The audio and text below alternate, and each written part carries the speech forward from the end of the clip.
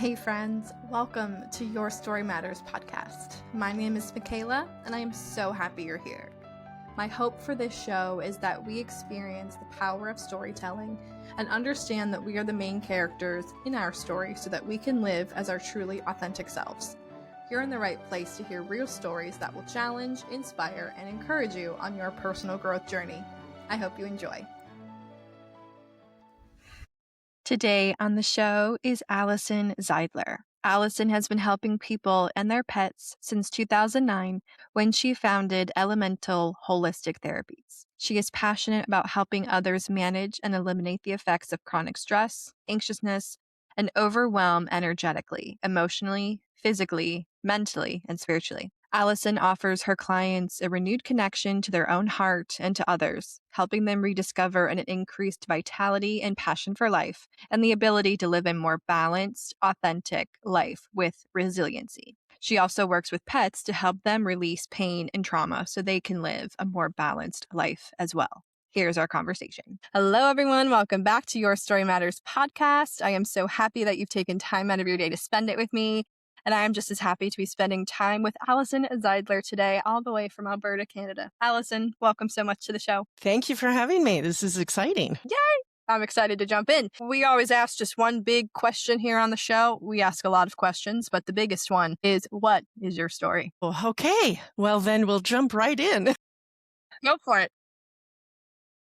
So my story so far in my life is really, it's a journey of metamorphosis. I'm the oldest child of three. And by the time I was 15, my mom had been married about 5 times. Well, had been married 5 times. She threw some boyfriends in between that. So that was, she also drank an awful lot. So life was pretty chaotic. And, we moved around a lot. And I will say she did everything in her power to keep me, my brother, and my sister together. And she was pretty tough. And as I got older, looking back anyway, I can appreciate that toughness. But it was tough growing up. One time she had a party. I was about 15, and in the middle of the party, she had a nervous breakdown. And one of the ladies who was at the party had called her own doctor. This was way back in the day when doctors did house calls. Yeah. And so the doctor came, gave her a shot, put her to bed. Her first words to me the next morning were, "Dare you let that doctor in?" So it was an interesting childhood. Some good things for sure, but lots and lots of chaos. One of her husbands was quite abusive, involved in the Hells Angels, sort of on the outskirts, drug user. So that was also not quite so fun. But, I think that she just had this ideal of, leave it to beaver style of life. And she just wanted to be taken care of. And she didn't understand that it took work on her part too, right? So I grew up pretty angry, pretty unable to express my opinion because I wasn't really allowed to have one. But as the oldest, I was also sort of the caretaker. Right. And grew up with that people pleasing. And, if I'm a good girl, then life will be okay. And that helps, right? That tends to keep us safe. We learn a lot of coping mechanisms as we grow up in any sort of dysfunction. And I believe that probably 99.99% of us grew up in some sort of dysfunction. Yes, there are levels. So we all learn tools, coping mechanisms. But I was incredibly shy also. And I couldn't look at anybody in the eye, like even in high school. I walked around with my books in my chest and looking at the floor. If, teachers called on me and I didn't know the answer, I was just like paralyzed by fear and anxiety. And all those coping mechanisms helped until I was in sort of my 30s. And I didn't know it at the time, but most of our coping mechanisms that we grow up with stop working when we hit to be about in our 30s. Yeah. And not for everyone, but for a big majority of women in particular that I've come across. And then my life fell apart. And I'm looking around at my life going, what the heck happened? And why am I so angry? Oh, I was so angry. That was the only emotion I could feel, fear, anger, guilt. And it wasn't until I started working on myself that I realized there were emotions underneath the anger. And that was huge. And then learning that I wasn't the only one who was feeling these things, Yeah, right? definitely. My Right? goodness. We grow up with that feeling of isolation and fear and, because everybody puts on a good front, right? Life is okay. And we look around and we're like, yeah, life is not like that. There must be something wrong with me. So it was a really long process. And I did a lot of soul searching. I did a lot of different things that are supposed to help. And they helped. I went for some therapy and some counseling. I went to Al-Anon, which was huge. Al-Anon was very, very beneficial. And if you grow up in any sort of substance abuse life or have anyone in your family, I would highly recommend Al-Anon. I did anger, like the anger management, learned there were emotions underneath the anger, started seeing some alternative therapists, energy healers, and that was big too. It was like, oh, somebody asked me to visualize my anger, right? Mm, Like put it in a box and visualize it. And I don't think I'll ever forget this. The fireman ladders that go like hundreds of feet up in the air. So yes, that's how big my box of anger was. So I was at the very top of that, looking down into this box of anger and flames. And I'm like, wow, that's like scary. Let's get this under control. But yeah, that sort of started me on a whole different perspective of who do I want to be? Who do I not want to be? What do I like? I grew up not really having an opinion. And so my relationships were all based on what someone else liked. And if they liked it, then that was okay. It didn't matter what I felt. I didn't even know what I felt. mm, So it's been quite the journey, and people who knew me, like 20, 25 years ago and know me now are like, yeah, you're really different. mm. That rage is gone, the energy from that rage. So yeah, and that started me on a bit of a healing journey for myself and then for others. That's fantastic. I did not know until just now that coping mechanisms for women in their 30s stop working as well as they used to. Let's camp there for just a moment because I am inching towards my mid 30s. And you said that, and something was unlocked in me, and I was like, "Ugh," you know. Explain a little bit about that in your years of working on yourself and just kind of knowing the different coping mechanisms in yourself, and then how that relates to women at large. Why is that? And then kind of what happens in our 30s to make us hopefully pivot in a different direction. For me, one of my biggest coping mechanisms was people pleasing, right? That would keep me safe. My mother would tell me what to do and I would do it without question. If I kept the house clean, the expectations that I felt from my mother, you be the good girl, you do what you're told, you don't take chances, you listen, you don't argue, you don't question. That helps growing up, right? That kept me safer than if I argued all the time, Mm, for example. And then in my 20s, right, for me, I left home and kind of started to learn a little bit about who I was, but very, very surface, right? Got a job. I just did my job, did what I was told, did what was expected, didn't have a lot of people skills. So when I had to work with other people, it could be difficult because I didn't really know how to communicate. And then in my 30s, right, I'm a little bit more established. I moved like 2,000 miles away from my family. It was time to get away, sort of in my early 30s, late 20s. And then I was on my own completely. New place, new job, new people, and the perceived expectations. Let's say that. Right. mm, There's expectations in a job, right?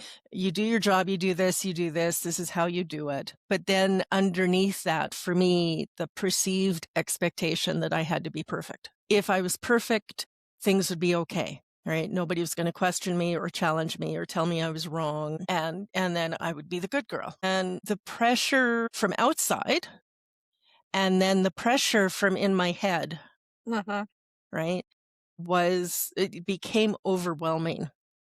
And I think, for me anyway, that was sort of that tipping point of I can't do this anymore. What is wrong with me? Why can't I be perfect?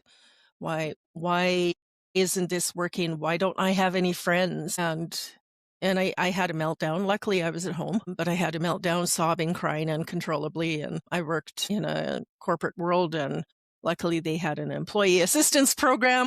And I phoned it, and they got me into some counseling. And so that was that pivot moment where I couldn't function anymore. Mm, mm.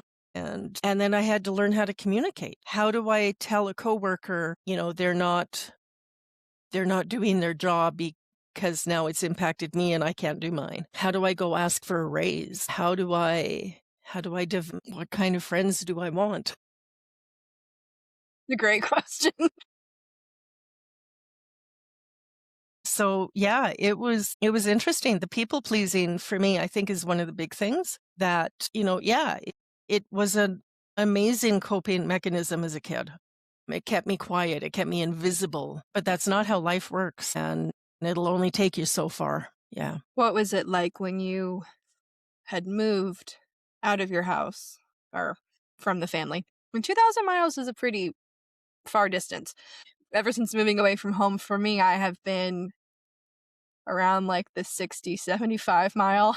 There's just been a nice little radius, whether it's going to college or living in the big city and living in the city when I was married and then coming back home when I got divorced. So it was just like it's always just been a little circle. I say I've always just done a Northeast Ohio tour, and I really have. But 2,000 miles is quite a lot. So being that far away and being on your own, what is it like to be like, oh, I can think for myself and choose what's for dinner or what I wear or where I go? So just kind of walk me through those initial, well, I can make these decisions now. It was really scary. And so I moved from Vancouver, British Columbia, to Whitehorse in the Yukon Territory in 1991. And it was a very small town, and I flew in. I had accepted a job up there, so I had like a base. I was living in a hostel because there was no rental accommodations. And I was still trying to be invisible. I was still trying to be the tell me what to do and what do I need to know, exploring the town, and I didn't drive. Um, there's almost no bus service. So it was quite isolating in many respects, but people were really nice. People were friendly. So I got to know people and started to realize that, okay, I can do this, right? Not just think about it, but actually function as an adult. Right. Right? Because we got bills to Yeah. pay and food to eat and all of those things. What was it like opening yourself up to learning how to communicate? Because that is something I never thought about. When, like in your situation and upbringing, there comes a point when the going along to get along ends up creating a little bit of a, I don't know what the word I'm looking for is, a struggle. I'll just say that. Mhm. In then being your own person, kind of taking the invisibility cloak off, if you will, and having people see you.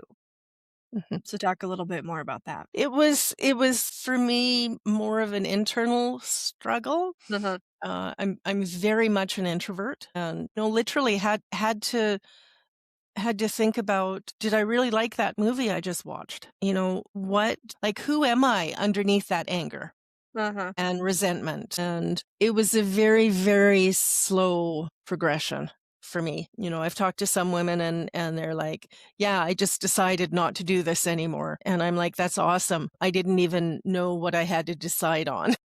Uh-huh. Yeah. The one of the first sort of breakthroughs that I remember, this is, I guess, the biggest one, was being able to stand up for myself calmly and just state my opinion.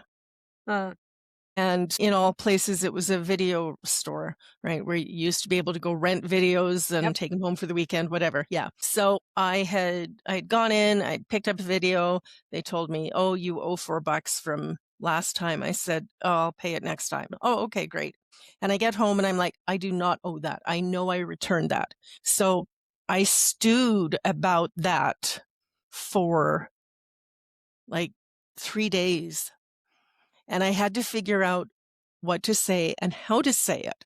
And I would make notes and I wrote it all out. And so I knew I'd returned it. I didn't think I owed the money, but normally I would just pay it and be resentful of it, right? Someone's taking advantage of me concept. And I thought, no, this is, I need to try this, right? $4 is not a big thing. It was something small enough that if it failed, okay, so be it. So I went in, returned the one I'd recently rented, and he brought up the $4 again. And I said, you know what? Like, I looked at him in the eye too, which was huge. And I said, I know I returned that 2 days later because I didn't have any more around the house, however I'd worded it. But it was just nice and calm and just sort of a statement. And I expected an argument. So like I'm shaking, like I am so stressed about this. And he went, oh, okay. And took the $4 off. And I walked out and I was like floating on air. I'm like, oh my God, really? If I just speak, then it might work. And I knew that it wasn't always going to go my way, right? In every scenario. Right. Yeah, not success every single time. Yes. But it was cool. It was like, I can speak, right? And someone listened. Someone heard me, right? Whether they agreed with me or not was kind of beside the point. But yeah, I mean, as sort of silly as that sounds, that was okay. So if I can take the jumble of thoughts that I have in my head and the feelings and the anger and the resentment and the fear and all of that and sort of cohesively put it together and speak it, gee, is that what being an adult is all about? Pretty much. That and the bills and the food. Yep. It all works together. That's powerful, though. And I think it is even the simplest of things because that's what we experience on a day-to-day basis, right? It's how can we be brave today versus waiting for the big penultimate kind of conflict that arises in a movie. That's all fabricated. That's taken to the extreme, that is elevated and heightened for the sake of entertainment. Doing something as brilliant and brave as being like, $4 is a lot, though, you know? So I don't want to downplay that at all. Just knowing that, yeah, looking someone in the face and saying no is very big, and you knowing the truth, and then yeah, I've definitely been on the side of like I don't want there to be an argument because I have nothing else prepared. Yes. I am not as quick witted as I imagine myself to be, and so I feel that it's like I know what I want to say to get the point across, but then as soon as there's a rebuttal, I'm like, yeah, I'm out. I got Yep. Yes. nothing. I So hear as you. you're experiencing all of these therapy and counseling and then these kind of alternative practices for healing, what else did you experience besides that traditional route of therapy, and what kind of had a big impact on you there? I went, it was again, such a slow progression for me. Like I talked to a lot of women who are like, yeah, I went to this counselor, or I went and I took this energy healing course, and it changed my life overnight. And now I'm a different person. And for me, it wasn't any of that. It was just an incremental progression of tiny, tiny, tiny things. The energy healing that I did, the practitioners that I went to see were really cool. I'd never been exposed to anything like it. I had like no clue, but it was really interesting, and I really liked it. And so I started delving into that whole arena. And for me, because it was such a slow progression, it was like somebody asked me a question and I was actually able to answer it without freezing, because I'm not quick on my feet at all. Right. This, as much as I want it to connect, and it does connect, right? It's just slow. Yeah, I'm with you there. Yeah. So just simply being able to have a conversation about, and more specifically at work, say what I think or offer my opinion and be heard, right? So yeah, there wasn't any huge pivotal moment for me. It's just, I see me who I am today, and then I look back 10 years, 20 years, 25 years, and how much of a shift there is. And it's still shifting. I mean, for the most part, I kind of like who I am. There's always room for improvement. I swore I'd never get married because my mother was married in total 8 times. Wow. Yeah. But I got married last year, April 20th. And so first time ever Happy in my anniversary. 60s. Good Yeah. for you. Good for you. So, yeah, I would never have been ready for marriage 20, Mhm. 30 years ago. Fine. I like the part about the slow incremental steps. I think a lot of people are really gung ho on the changing overnight or let's change in a week, in a month. And that's just a small blip of time, right? And you can only speak to small incremental steps, but what do you see as kind of the beauty of that as opposed to a rushing aspect of we have to do all of these sessions or we have to go to all of these conferences or we have to do. It sounds like you were being and then you were doing a little bit of doing, being, doing, and then seeing how that grew over time. In some respects, yes, that's a good example. For me, a lot of it was just simply learning to be Mm, aware of what I was feeling and having some compassion for myself. Those are the two big things. But there was still that whole concept of not being good enough. So in my holistic practice, I have probably close to 200 certificates of courses because I would take one and then I opened my business and I immediately thought, well, I don't know enough. I can't do this. I can't offer that. I can't. uh-huh. So for a number of years, I did the whole let's take as many courses as I can and have my certificates. And then eventually this emptiness, this fear will go away. Yeah. Um, and it did over time, but a lot of money and a lot of time is spent on that. And again, the shift for me in that perspective was having an awareness that I don't need to know everything. Mm, I'm never going to be able to help everyone. I have the tools that I have, and this is what I offer, and people who need it will find me.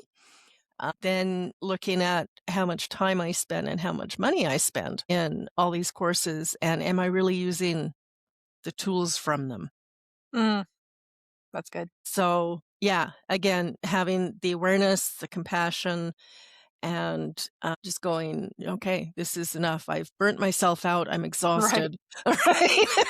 And broke. I cannot write down one more thing. Yeah. It does become kind of fun, right? I was in a similar season of just trying to take a lot of stuff and I was like, it's one thing to take it and have it marinate in your body, but then it's like, now I gotta do something about it. You know what I mean? It wasn't one of those things where like, this is great, like you're doing a great job in this program. It was like they're telling me things that I have to do. But it's really fun taking these courses. I love that. When was or not when was, but the inspiration to take all these courses in order to help other people? I love the aspect of, especially I talk to a lot of coaches on here and in different aspects, doing different things along with many other individuals. And the thing is, like, what we end up doing in our lives is created from the time in our lives when we didn't have what we needed. And so then we become in adult life what we needed for a younger self. So did you find that to be somewhat accurate in your journey of now I want to help other people? It's interesting for sure. I've always been crazy about animals, and I was a volunteer as a very 12-year-old girl at the Stanley Park Children's Zoo in Vancouver, and it was really cool. They had Fudge the beaver, and beaver would sit or Fudge would sit on your lap. They'd take Fudge out to all the schools. I got to feed a fruit bat by hand, and all sorts of cool things. So yes, nuts about animals, and I found a pet reflexology course down in British Columbia after I'd moved up to the Yukon, and I thought, oh, that sounds really cool. Let's do something.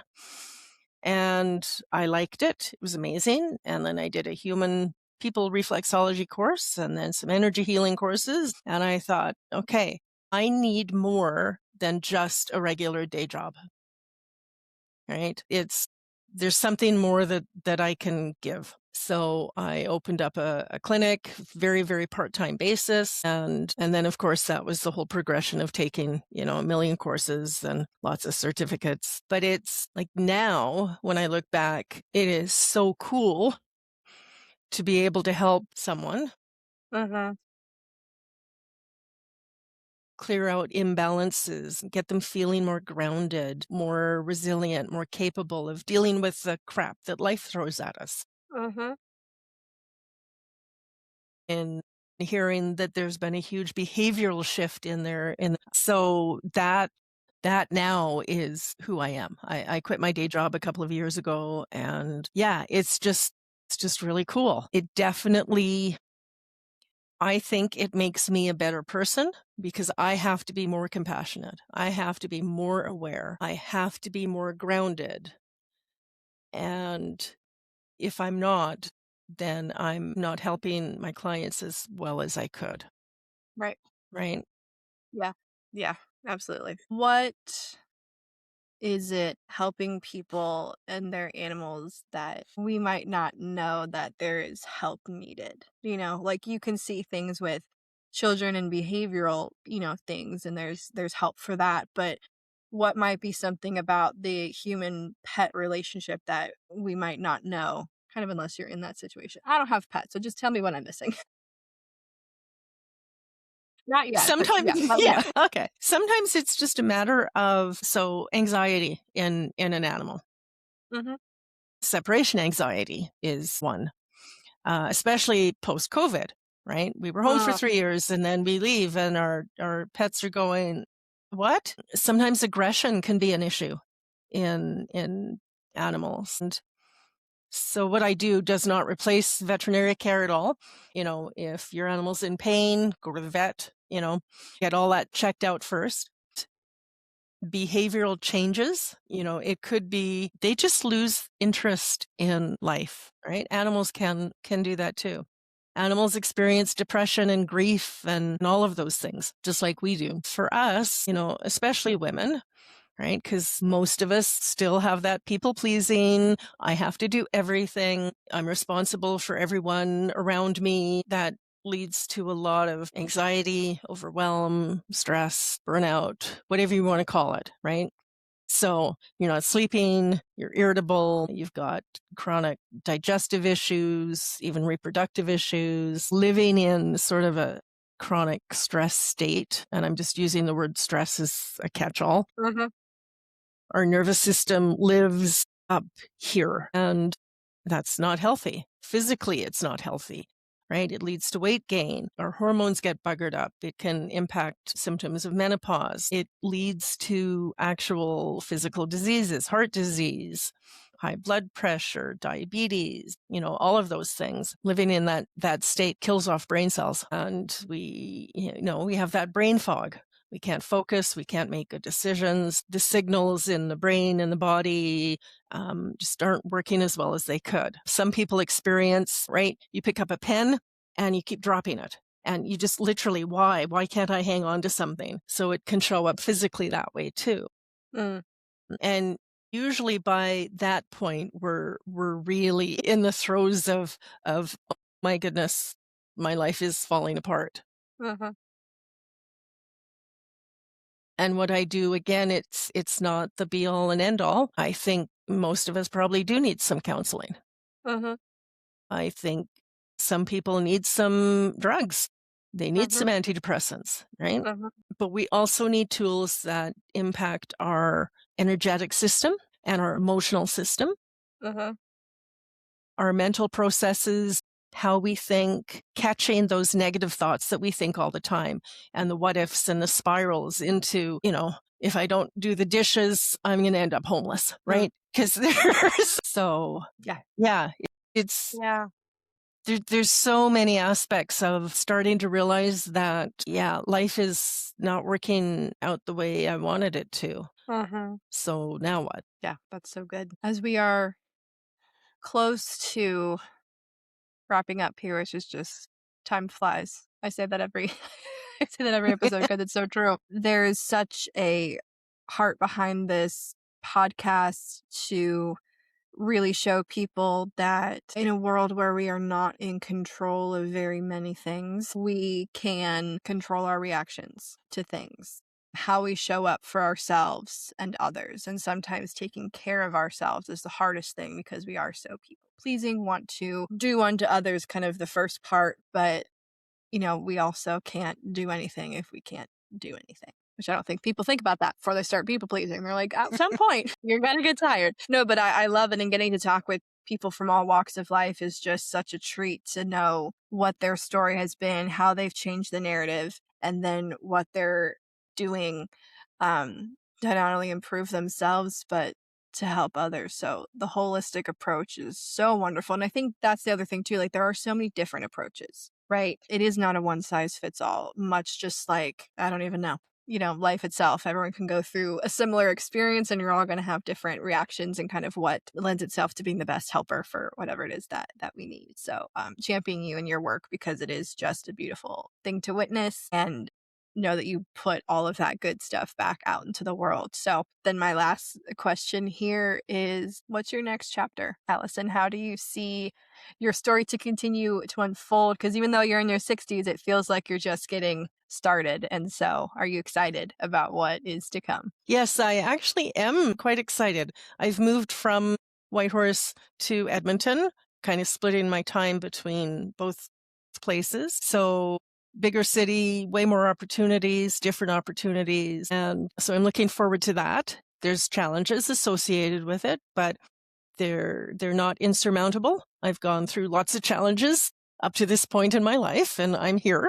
And also taking some time to relax, not do the go, go, go 24/7 all the time. A little bit more self-care, a little traveling, those sorts of things.